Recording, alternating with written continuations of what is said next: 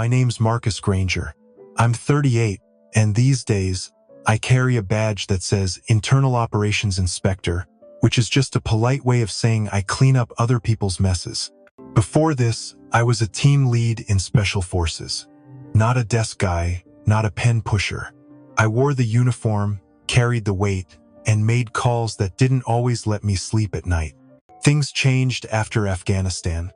We were ambushed near Kandahar. 3 of my brothers didn't make it out. The 4th lost a leg and a half. I walked away with a cracked rib and a job offer from an old commander who'd moved into risk management. Said the military needed people who understood both sides of the war, boots on the ground and strategy from above. I didn't think twice. I just nodded and signed the papers. Now I go where I'm told. Bases with red flags. Units with too many accident reports or spikes in hospital visits. I keep my mouth shut, take notes, follow the chain of command, and when needed, blow the whistle loud enough to rattle the walls. Some folks say I'm the cleanup crew. Others call me the ghost with a clipboard. I don't care. My job's not about friends. It's about truth. That's how I ended up in Colorado, Fort Cresswell. Logistics and distribution hub tucked into the mountains just east of Grand Junction. They move everything from meals to munitions through those warehouses. On paper, it looked like a sleepy post. Nothing special, but paperwork always lies if you know where to look. The air hit different when I stepped off the transport. Thin, high-altitude kind of cold that gets under your collar. Nobody came to meet me, which wasn't unusual. Still, the quiet felt deliberate, like the base already knew I was coming and wanted me to know I wasn't welcome.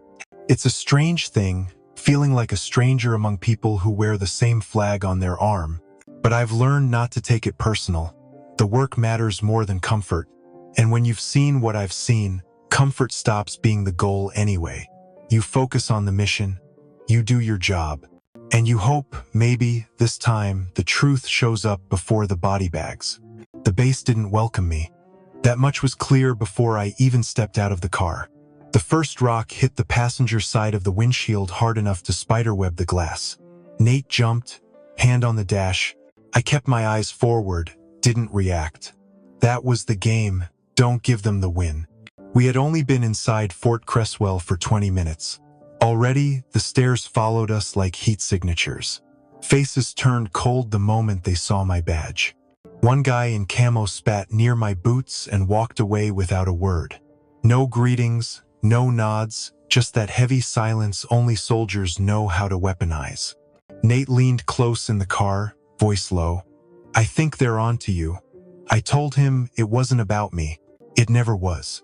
But truth is, I felt it too. Like the whole base had agreed on something before I showed up. Like my name had been passed around in secret briefings and backroom mutterings. By noon, 3 office doors were locked that should have been open. Someone filed a facilities complaint about my inspection badge being incorrectly issued. One of the lieutenants smirked and said it must be nice, coming in from the outside with clean hands. I didn't respond. No need to. Then the windshield crack. That was the signal. Not a real threat, a message. We see you. We don't want you. This isn't your house. Later that day, Nate passed me a note on a folded paper towel. Eyes everywhere. Warehouse too. Avoid it. I asked him what he meant, and he just shook his head like he wished he hadn't written it down. He was starting to realize how deep this went. At the mess, we sat alone. 3 tables cleared out as we walked in. The cook served us last, gave us food that was just warm enough not to be cold. It was subtle, all of it was subtle. But you start putting enough subtle together, it turns into something sharp. That night, the lights in our barracks flickered. My door jammed for a second like someone had wedged something in the hinge. Nate didn't sleep. He kept checking the window every hour. Said he heard footsteps that stopped just before the gravel. By morning, I started wearing my sidearm around the base, though not openly.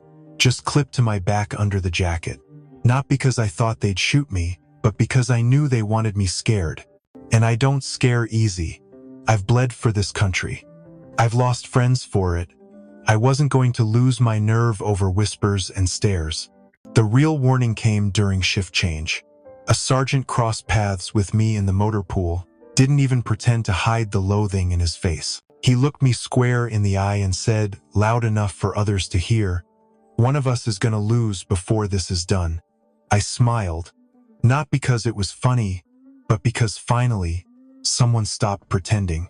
That's when I knew for sure. This wasn't just mismanagement or neglect. This was coordinated. Something was wrong at Fort Cresswell, and everyone with a stake in it already saw me as the enemy. But I wasn't scared. I'd seen war in its purest form. What scared me was how many of these men were willing to protect something they couldn't even name. I started with the logs. Nothing flashy. Just daily reports, supply intake, injury records, maintenance slips. On the surface, everything looked clean, but it was too clean, like someone scrubbed it with bleach.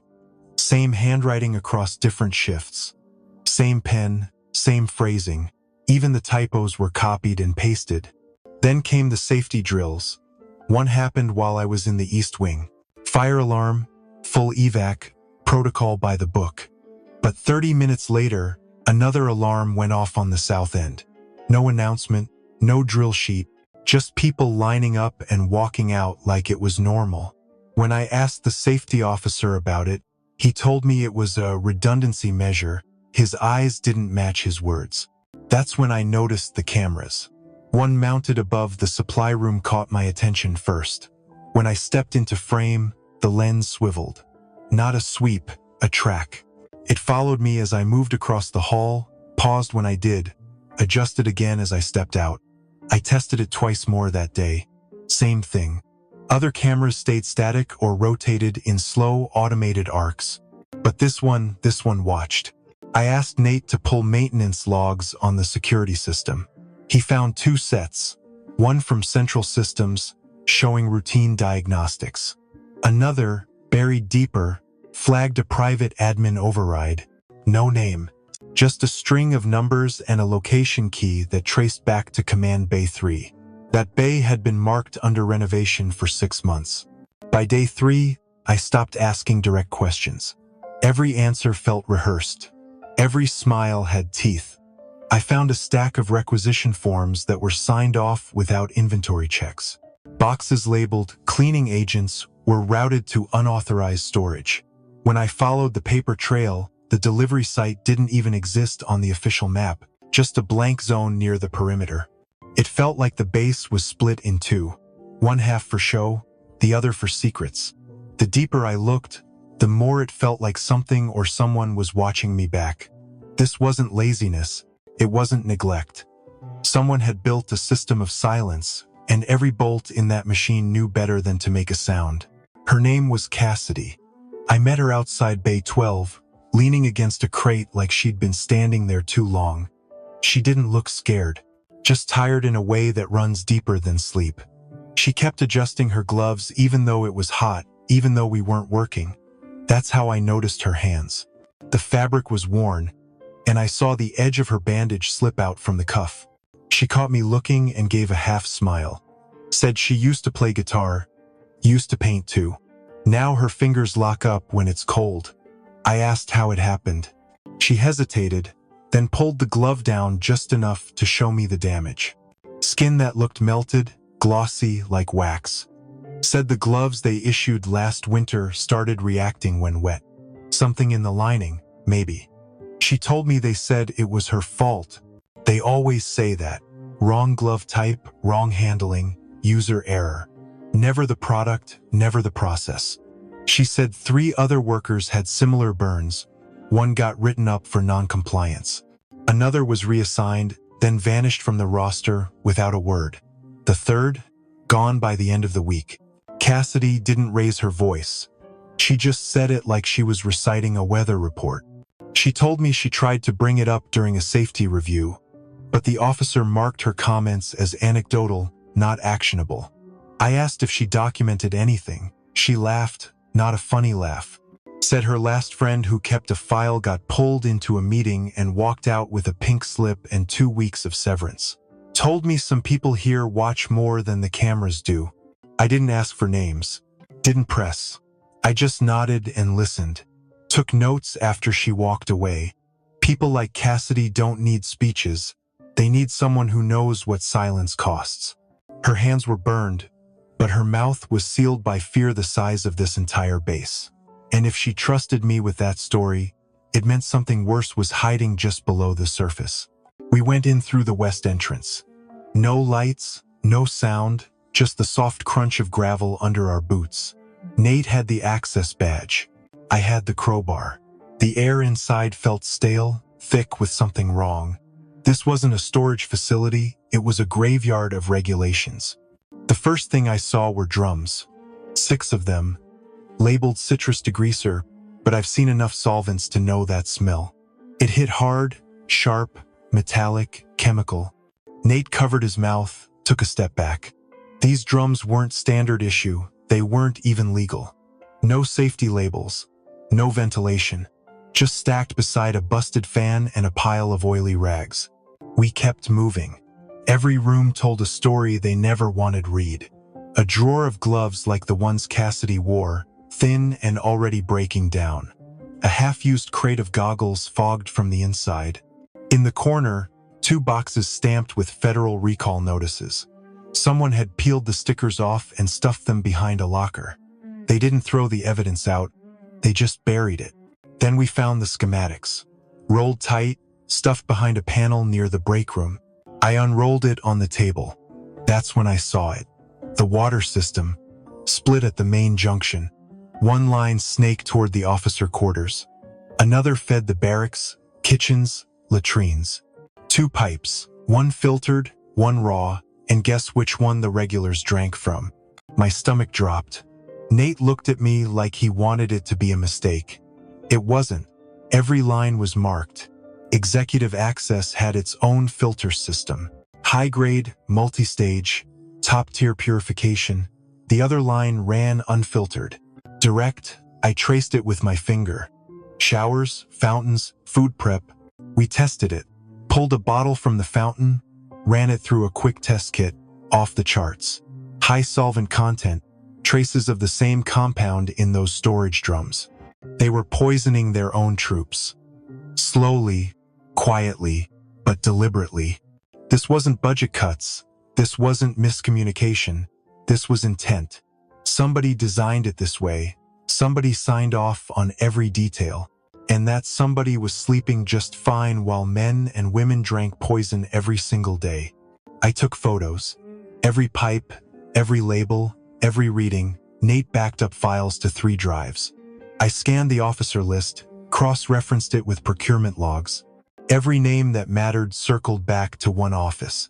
Colonel Reeves, the man who shook my hand on day 1, smiled like we were on the same side. My jaw clenched so tight I could hear it grind. This wasn't just about policy anymore. This was personal. I'd buried teammates with fewer scars than I saw on the people in this place. And now I had proof. We weren't guessing. We knew.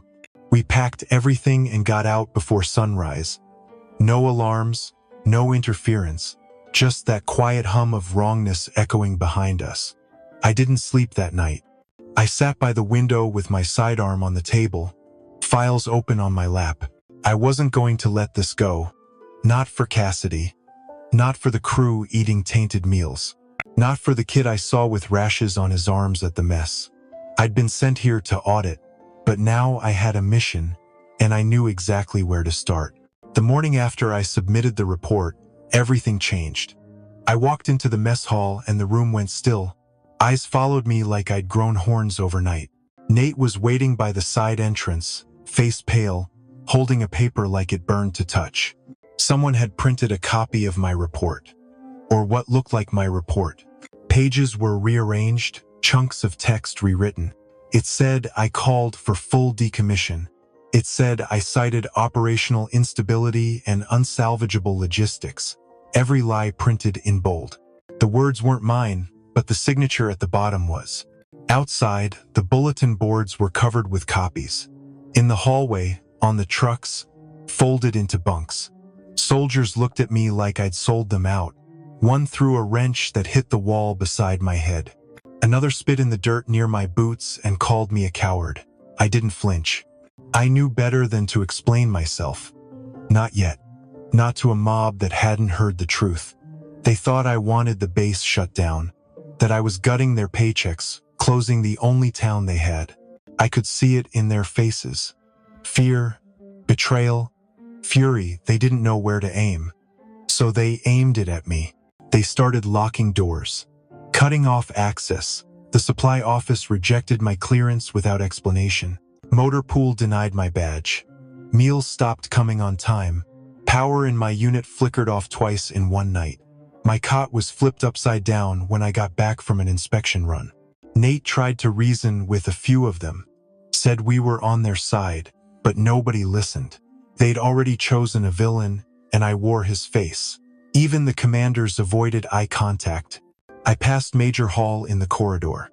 She kept walking like I wasn't even there. I didn't fight back. Not then. Because when you're standing in a fire, yelling doesn't put it out. You wait. You gather facts. You stay calm. And when the time's right, you don't explain.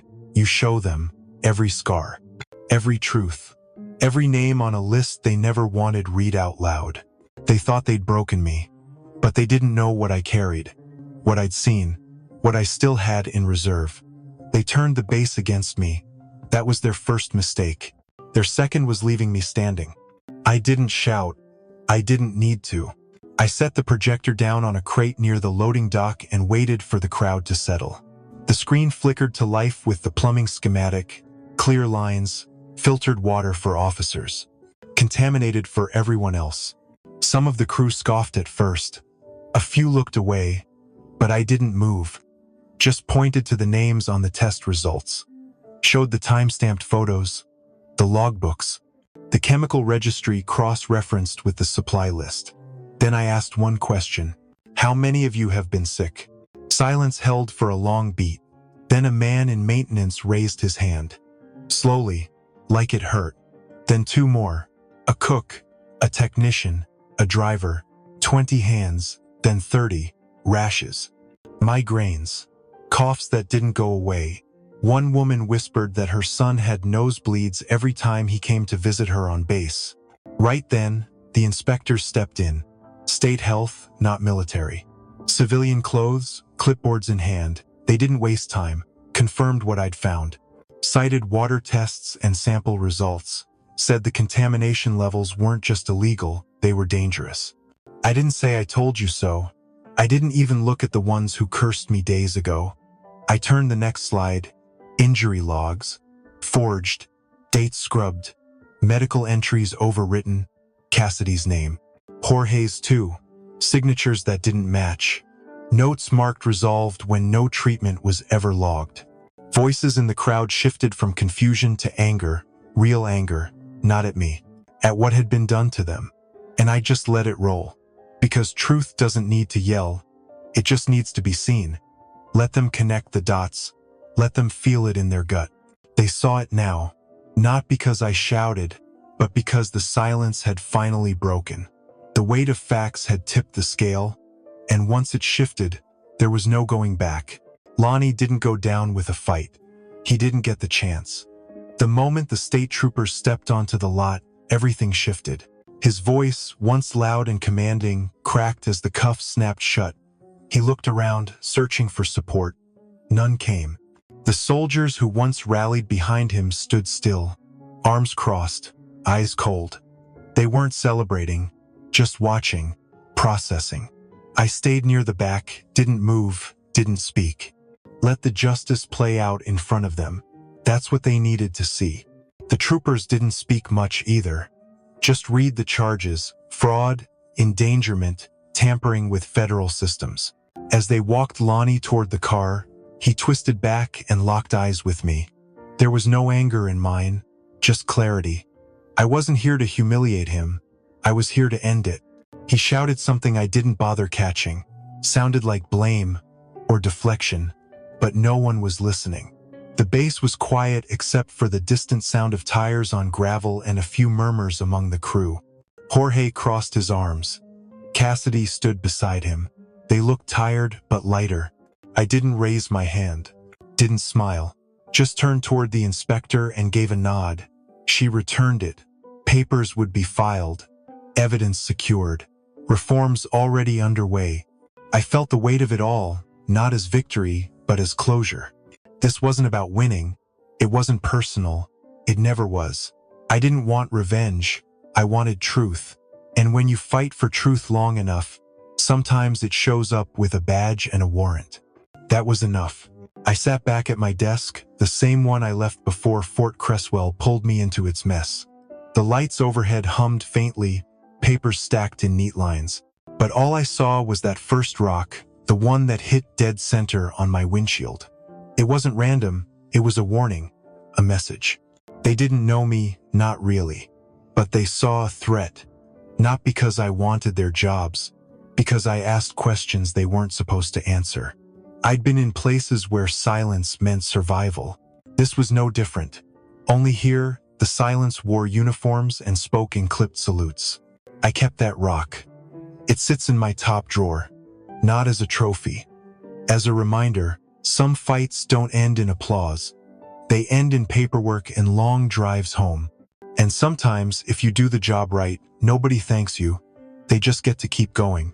Safe, unaware. I think about that a lot. About how being right can look like betrayal from the wrong angle. And how sometimes, to protect what matters, you have to let yourself be seen as the enemy. That's the cost. You pay it quiet, and you pay it full,